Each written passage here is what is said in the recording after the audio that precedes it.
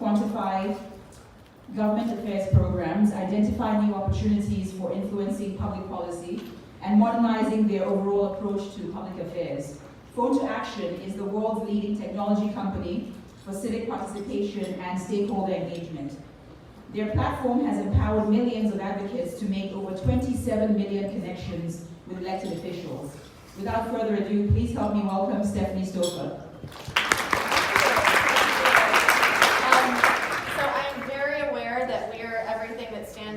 And cocktails, so we will try to keep this panel engaging and on time today. But I'm really excited about this topic. We're talking about the generational shift in advocacy. And before we really dive in, I certainly want to give my fellow panelists an opportunity to introduce themselves. As was just mentioned, I'm Stephanie. I am the Director of Strategic Accounts at Phone to Action. I have about a decade of experience in public affairs prior to this, so working through trade associations and corporations to build public affairs campaigns. So lots of focus on engaging younger generations and thinking about new tactics to really modernize those types of campaigns. So with that, Rochelle, you want to introduce yourself? Yeah, hi, I'm Rochelle Colburn. I'm the Chief Operating Officer at College to Congress. We're a nonprofit based out of DC that helps really high-achieving college students from low-income backgrounds who really have a drive and a passion for public service to come to DC, to get intern on Capitol Hill, and really get their foot in the door, and then eventually work and stay on the Hill. That's our mission. My background is I think I've done everything there is to do in politics. I started on the campaign side. I did political fundraising for 10 years, and then I came to DC and I worked on the Hill for a couple of years, and then I worked for a big association, which eventually led me to College to Congress, and now I get to do what I love, and it's so much fun. I'm Emily Gibbs. I'm the Managing Director of Headcount. It's a nonpartisan nonprofit that's based in New York, but we actually have volunteer team leaders around the country, so we're national based, but based in New York. Background on me, I caught my advocacy bug when I was managing a bunch of community gardens and got Boys and Girls Clubs involved in that. From there, I moved to DC, got a job at WeWork, and really liked the community space. And there, my favorite people that were in the building was Phone to Action. So then from WeWork, I actually got picked up by Phone to Action, worked there for a couple of years, and about a year and a half ago, I moved to Headcount and moved to New York. So that's what I do now. Awesome. Well, like I said, I'm really excited about this topic. I think one thing that I have noticed about Washington is that we're constantly trying to innovate and figure out how to capture younger generations as the older generations continue to get older. So right now we're going to focus on Generation Z, and before we really dig into the advocacy space, I want to look at who Generation Z really is and how they differ or frankly are similar to the millennial generation, which I think looking around the room, the majority of us probably fall into the millennial category. Those of us who were born between 1981 and I believe 1996. And then, of course, Gen X is prior to that, which maybe some folks in here fall into as well. But Generation Z are the new generation, right? So they were born after 1996. They don't really remember a time when we didn't have computers in our pockets or internet in our homes, but they also don't really have any memories of pre-9/11. And that's, I think, really what is critical to defining this generation from a voter standpoint and frankly from an advocacy standpoint, because their views of the world are so vastly different from the rest of us. So that's really, I think, what we're going to get into today is how do you capture their attention, how do you keep them engaged, and how do you speak to them in a way that motivates them to continue to be involved, to turn out to vote, to get engaged with their communities, and for the sake of the folks in the room, to take action on some of the issues that y'all are concentrated on. So, Emily, I wanted to ask you sort of what Headcount's approach to this has been. What drives Headcount to really focus on the younger advocates and those younger generations? Sure. So Headcount registers voters at music festivals and at concerts and other large-scale entertainment events. I guess to really understand what we do, it's important to know the history. We're a music nonprofit that does voter registration. So our roots are entirely in the music industry. In 2003, our executive director, Andy Bernstein, was a sports writer. And he got asked the question, what's going on with the state of the world? What are we going to do to fix it? And he really resonated with that and, was really down on it and then had this light bulb moment. And he thought, man, what if I could get every single person at these concerts I'm going to register to vote? That could be an impact I could make. So he emailed his longtime friend, Mark Brownstein, who is the bassist in an awesome band called Disco Biscuits. And he had this whole idea, and Mark Brownstein emailed him back 2 words, I'm in. Shortly after that, totally circumstantially, Andy Bernstein physically ran into Bob Weir in the streets of Manhattan. Bob Weir is one of the remaining members of the Grateful Dead. Told him this idea, they exchanged phone numbers, and all of a sudden we had one of the most powerful people in the music industry on our side, supporting us in so many ways. Fast forward to 2019, we're the largest nonprofit in the music industry space that is registering voters. We register voters across the country in 50 of the largest metro cities. We have 150 volunteer team leaders that actually do most of the work for us on the ground. We average about 70 events per week, and we've already registered over 47,000 people in 2019. It's a non-election year, which is totally unheard of for us. It's a crazy number. So why young people? We focus on them. So first of all, young people don't turn out to vote like their parents do. And young people have just as important things to say as their parents and their teachers and their grandparents and aunts and uncles do. So we really want to change that statistic. The other reason is that young people are very hungry for opportunities to get involved. We saw this with March for Our Lives. A lot of young students are afraid to be in the classroom. A lot of students past that age are afraid to go to college because of crippling student debt. If they've done college, they're afraid of their debt that they have after that. So there's a lot of concerns with that generation about what their future holds.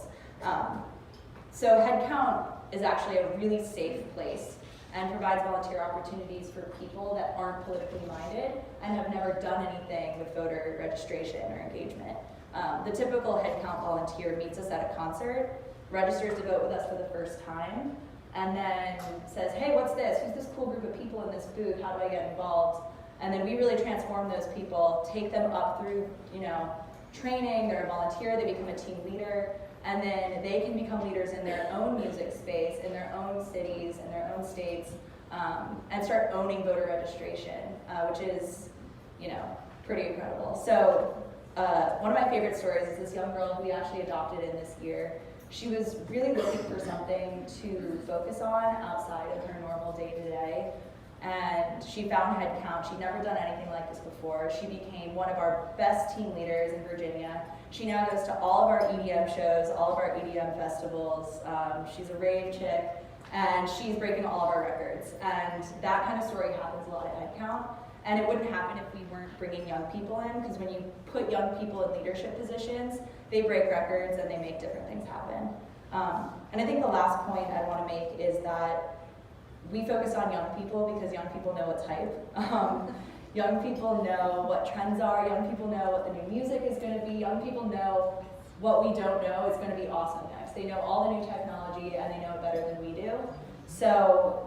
And young people are at the forefront of everything public except for politics. So we really want to change that and get young people to be the voice of politics, be very knowledgeable, and have all their friends voting with them on election day. That's awesome. Yeah, so Rochelle, I'm curious, with College of Congress, you're also focused on a similar demographic, but the mission is a little bit different. So talk to me about that. How do you motivate people to come to the Hill and work in Congress and do all the things that entails? Yeah, great question. And I think to answer it, I need to first give a little bit of context to how College of Congress came to be. So our founder and CEO, Audrey Henson, founded College of Congress about 5 years ago. And it really came out of her personal experiences coming to Capitol Hill. She grew up in a kind of low-income household. Her family struggled financially. She was in a really small town. But she had this really big dream to come to DC and work in public policy. She just didn't know how to do it. So in her senior year of college, one of her professors said to her, if you want to change the world, why don't you start by getting an internship on Capitol Hill? And she was like, yeah, that's a great idea. How do I do that? And she didn't know, and they didn't know. In fact, not a lot of people knew. So being the good millennial that she is, she Googled it and she found an internship and a way to apply through a Google search. And she submitted her resume, and lo and behold, they called her and they were like, yeah, we want to hire you for this internship. She's like, great, can't wait to come. How much does it pay? And I wasn't on that call, but I imagine there was some like muffled snickering going on the other end of that line when he was like, it's an unpaid internship. She's like, okay, yeah, I'm gonna figure out how to do this. So she did the one thing she had managed to avoid her entire college career, and that was to take out a student loan to fund her move to DC. And she came here and she worked full-time in this internship during the day, and she worked part-time in the evening as a bartender to be able to afford her internship, which still put her in debt. And that made her realize, as she looked around at her fellow congressional staffers and the other interns that were in the office with her, that this was kind of a unique case to her, that this was not the way most people got their congressional internships, that the people that she was working with didn't have the same financial struggles that she had, and she realized Congress really has this diversity problem that extends beyond the kind of diversity and inclusion problems we think about. It really does include socioeconomic diversity. So fast forward, a few short years later, she gets a paid position on the Hill. She's now working in public affairs downtown. She's doing great. She's still in her 20s, and she's reflecting back on how she's been able to be so successful at such a young age. And she realized it all came back to this congressional internship opportunity. And so she founded College to Congress to provide those opportunities to students who, like her, have the passion, have the drive, but just don't have the financial means. And so College to Congress helps connect these students with internships, and then we cover all of the costs associated with the internship while they're here. So far, we've managed to do this with 37 exceptional students, and we're looking forward to helping many more. But the way that we get them involved is that we have this very relatable story. We realize that this is the majority of students now. An overwhelming majority of students are going to college thanks to the federal Pell Grant, which is what our founder and CEO was managed to use to go through school. So that's who is really we're focusing on, is these students who are in college, are there on financial aid, and are probably coming out of it with quite a bit of financial debt, and are wondering, okay, how do I even get my start here? How am I gonna get my foot in the door when I'm coming at it from this position? And so the way that we've been able to get students to get involved is we make it fun. We make it look fun because it is. Just quick show of hands, how many people in the room either worked on the Hill or interned on the Hill? Anybody? Yeah. Okay. So you know that working on the Hill means you come home at the end of the day, you turn on the news, and you're like, oh, thanks for the recap. That was your day.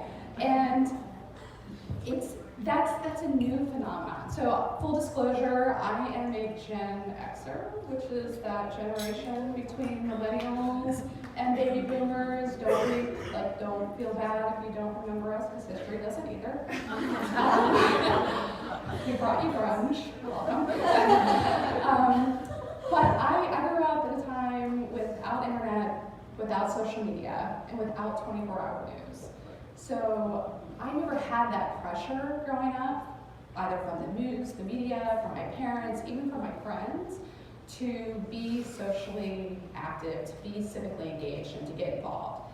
Now, in this generation, with the millennials, and particularly with the Gen Zers, it's not just acceptable, it's not just cool, it's almost expected. So for those students who, again, have put this on themselves to make the world a better place, because it's ingrained in them to do that, we give them that opportunity, and that's how we get them. And we leverage social media, we leverage traditional media, and it's just with us. It's really easy.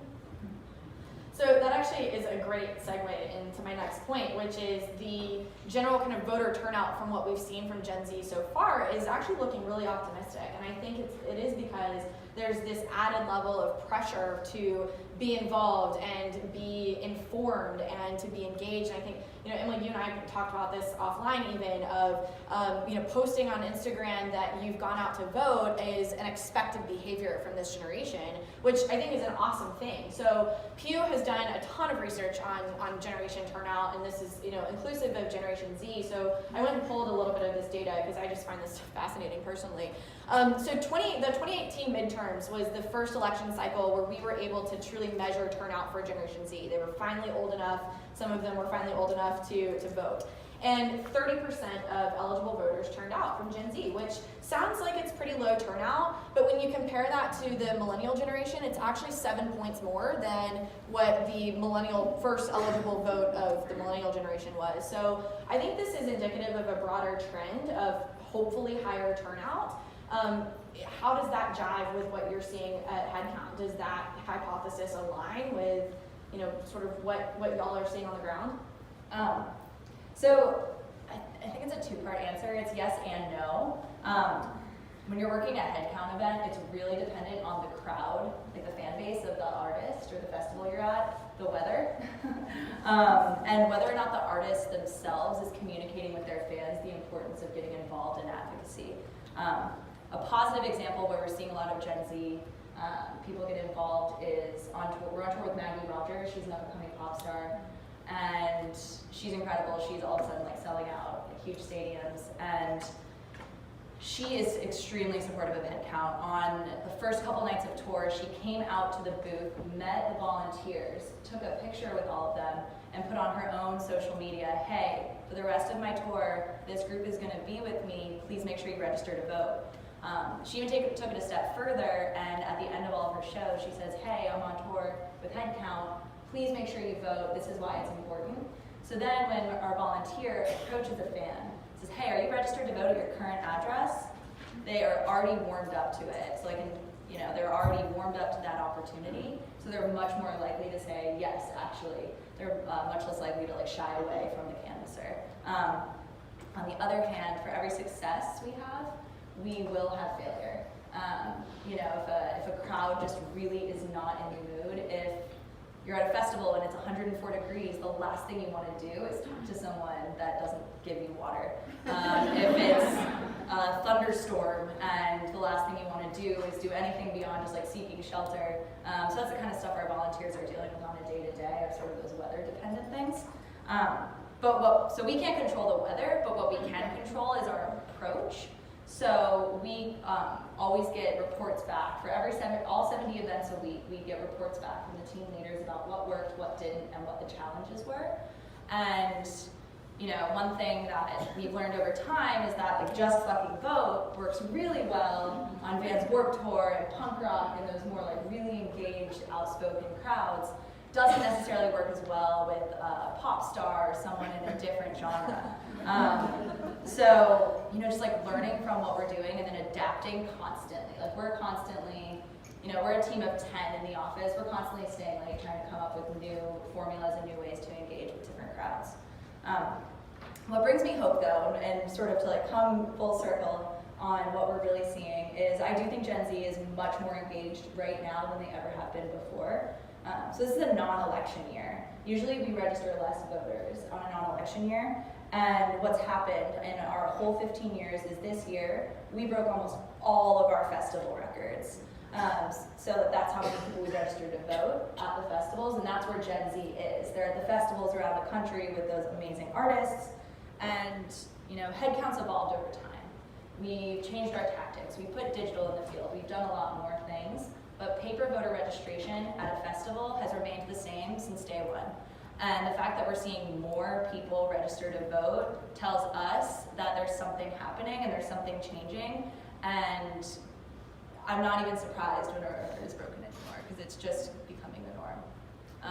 So yeah, it's definitely being shown in a lot of ways. I'm excited to see what happens in 2020 and how that pans out from a numbers perspective. And the other thing that Pew has studied a lot is, and I'm totally taking their research because I just think they're by far and away the most comprehensive here, but they looked also at issues that different generations care about, right? And Gen Z is aligning pretty well actually to the millennial generation in terms of what issues really capture their attention. So the environment and race relations and frankly, Donald Trump's presidency is a really big topic for these guys. And again, I think a lot has to do with the access to information and the pressure to be informed about a lot of this. But Rochelle, I'm interested in hearing from you from a College of Congress perspective. When you're talking to people about coming to work on the Hill, how do the issues affect that conversation and their outlook about what they might be able to get from Hill experience? Yeah, well, first, let me say that they absolutely have opinions on issues. There's no shortage of those. But what I think is really, and this is sort of indicative to the entire sort of generation, is that they all search for and are very concerned with, the purpose behind things. So a good example is I actually was in Chicago last week at this conference that was hosted by PR Week.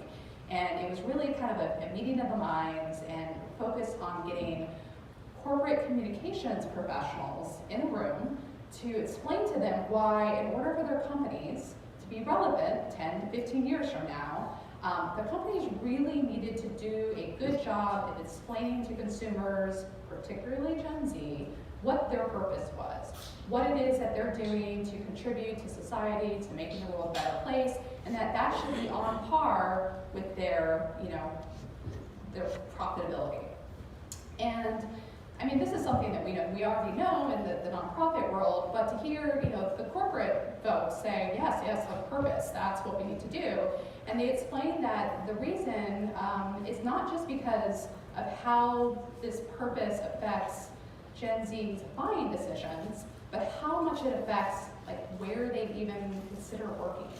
And they talked about this one study that they did, and I can't attribute it, but I'm going to say I think it was Harvard who did it, who studied Gen Z and found that 93% of them consider a company's purpose, what they're giving back when considering where to work, and that 73% of them would consider that as being more important than their paycheck, which is just a huge philosophical shift in how previous generations have sort of defined success or vetted where they worked and what they wanted to do.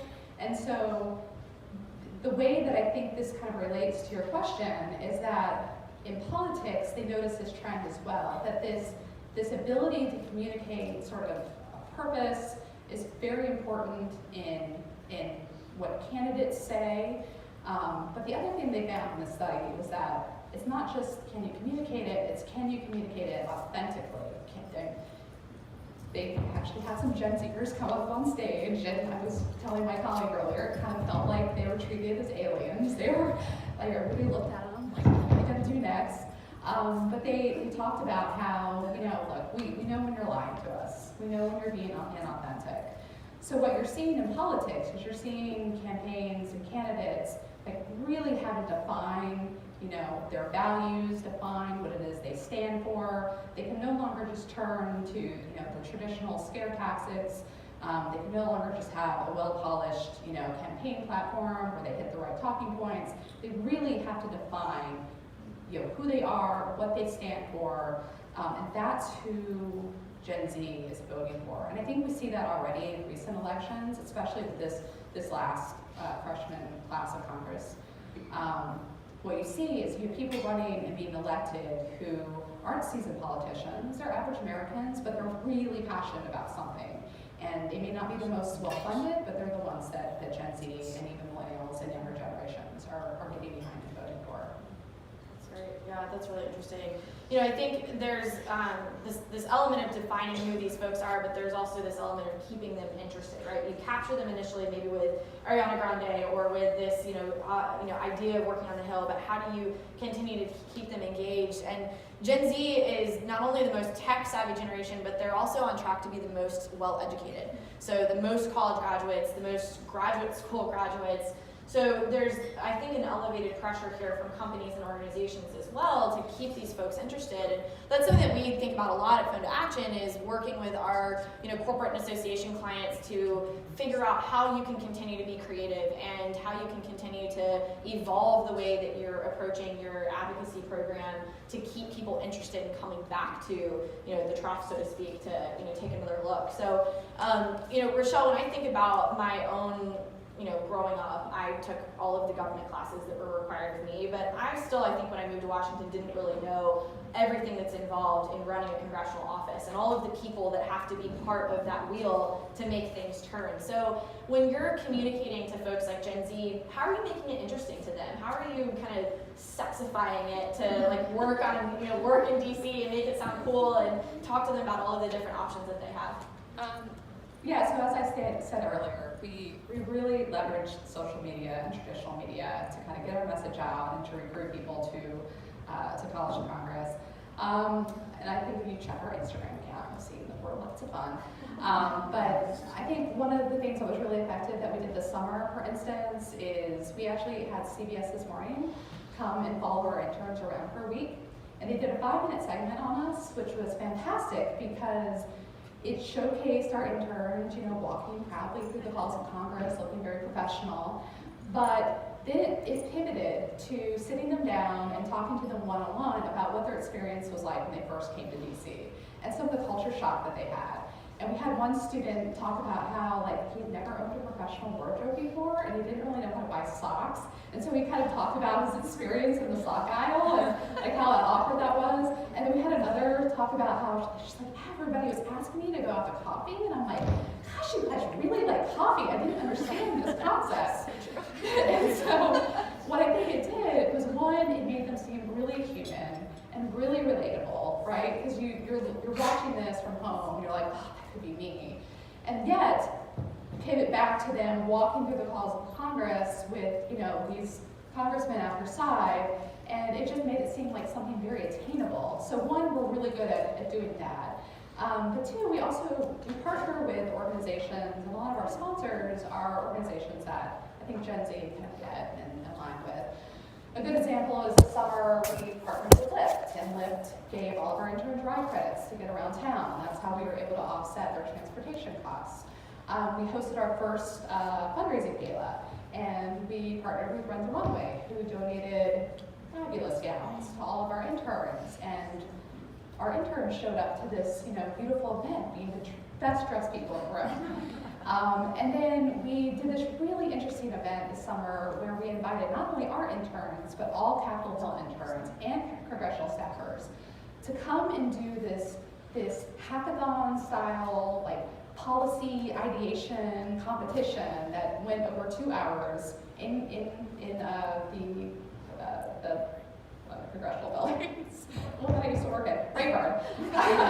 They all came, and we had Google sponsor it, and they did this competition. We announced the winners there at the event, and I remember thinking, for the 200 people that showed up that day, when they went home to answer the "What did you do today?" question, they could all be like, "Oh, we just pitched our idea to Google, no biggie."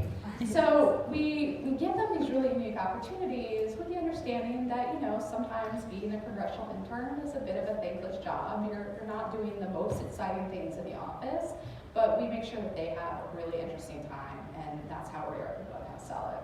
That's really cool. Yeah, I love that Google idea. That's amazing. Emily, I think we talk a lot about folks being more tech savvy, and y'all use a lot of text messaging, and in full disclosure, you use Phone to Action to power a lot of your campaigns. But I'm curious as to the decision, the path of decision making that led to that, right? That caused you to realize that mobile technology was really the best way for you to capture those people, and what kind of the results have looked like too. Yeah, definitely. Should we show Do that? we want to show it? Yeah. I think we can.